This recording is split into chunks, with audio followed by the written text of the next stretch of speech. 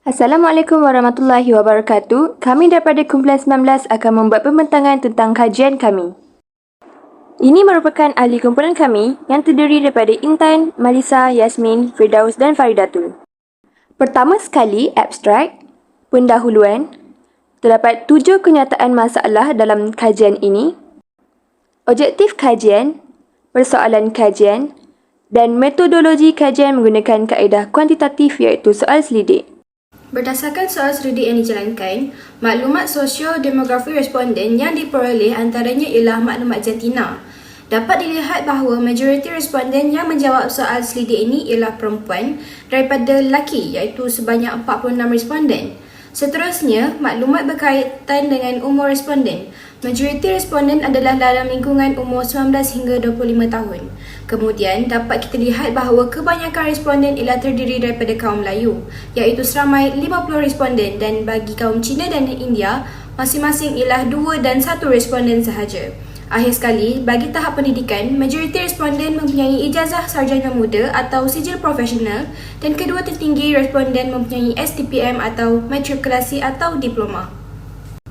Seterusnya, bahagian B iaitu faktor yang mempengaruhi pembentukan kemahiran insaniah. Berdasarkan jadual analisis bagi soalan satu ini, dapat dikonklusikan bahawa majoriti responden berpandangan bahawa persekitaran keluarga memainkan peranan penting dalam membentuk kemahiran insaniah untuk mencapai kecemerlangan di masa hadapan. Kerana peratusan skala sangat setuju adalah paling tinggi iaitu 77.4% bersamaan 41 responden. Bagi soalan kedua pula, dapat kita lihat bahawa jumlah responden yang memilih sangat setuju dan setuju ialah sebanyak 51 responden yang mengambil hampir 96.2% daripada keseluruhan responden iaitu 53 orang. Responden yakin bahawa pendidikan formal dan informal memegang peranan penting dalam pembentukan kemahiran insaniah dan memberi persediaan untuk menghadapi cabaran masa hadapan. Bagi soalan ketiga, pengkaji dapat buat satu konklusi di mana kebanyakan responden percaya kemahiran komunikasi yang baik memainkan peranan penting dalam membina masa depan cemerlang, iaitu sebanyak 50 responden yang memilih sangat setuju dan setuju. Hal ini adalah kerana dengan kemahiran komunikasi yang baik, anak muda dapat meningkatkan keyakinan diri apabila sedang menjalani temuduga untuk memperoleh satu jawatan yang baik di tempat kerja di samping memberi tanggapan yang baik kepada penemuduga. Bagi soalan keempat, jika dilihat daripada jadual, pengkaji mendapati bahawa kebanyakan responden berpendapat bahawa memiliki kemahiran penyelesaian masalah yang kukuh adalah kunci untuk mengatasi cabaran masa depan, iaitu sebanyak 49 responden yang memilih setuju dan sangat setuju. Hal ini adalah kerana kemahiran penyelesaian masalah membolehkan anak muda untuk berfikir secara kreatif dan mencari penyelesaian yang inovatif terhadap masalah yang kompleks. Ini membuka peluang untuk menghasilkan idea dan penemuan baru yang memberi impak positif kepada pembangunan diri dan masyarakat. Seterusnya, bagi soalan kelima, majoriti responden memilih setuju dan sangat setuju iaitu masing-masing sebanyak 39.6% mewakili 21 responden dan 45.3% mewakili 24 responden. Kebanyakan responden berpandangan bahawa penggunaan teknologi dan media sosial memberikan impak yang ketara terhadap perkembangan insaniah anak muda kerana teknologi dan media sosial ini dapat menjadi platform untuk memperkukuhkan kemahiran insaniah dalam diri anak muda. Penggunaan yang bijak dan terancang yang membolehkan pemantauan diri, pembangunan rangkaian sosial yang luas dan juga memperkukuhkan kemahiran komunikasi dalam pelbagai platform. Bagi soalan ke-6 pula, satu kesimpulan dapat dibuat di mana kebanyakan responden yakin bahawa penyertaan dalam aktiviti sukarela memainkan peranan penting dalam membentuk kemahiran insaniah anak muda, mempengaruhi nilai dan pandangan anak muda terhadap kecemerlangan diri iaitu sebanyak 46 responden yang memilih setuju dan sangat setuju. Hal ini adalah kerana dengan penyertaan dalam aktiviti sukarela, anak muda melangkah keluar dari zon selesa mereka, mengeksplorasi potensi diri mereka dan membina kemahiran insaniah yang penting untuk masa depan mereka. Bagi soalan terakhir, kebanyakan responden melibatkan diri dalam aktiviti luar kelas seperti kegiatan sukarela, kemasyarakatan atau projek keusahawanan bagi mengembangkan kemahiran interpersonal dan kepimpinan dalam diri mereka, iaitu sebanyak 44 responden yang memilih setuju dan sangat setuju. Hal ini adalah kerana dengan melibatkan diri dalam aktiviti luar, membuka pintu kepada pembelajaran praktikal yang tidak dapat diperoleh semata-mata di dalam dewan kuliah. Ia membolehkan anak muda mengaplikasikan pengetahuan teori ke dalam situasi sebenar, menjadikan pembelajaran lebih menyeluruh dan berkesan. Bagi bahagian C, iaitu kesan mempraktikkan kemahiran insaniah.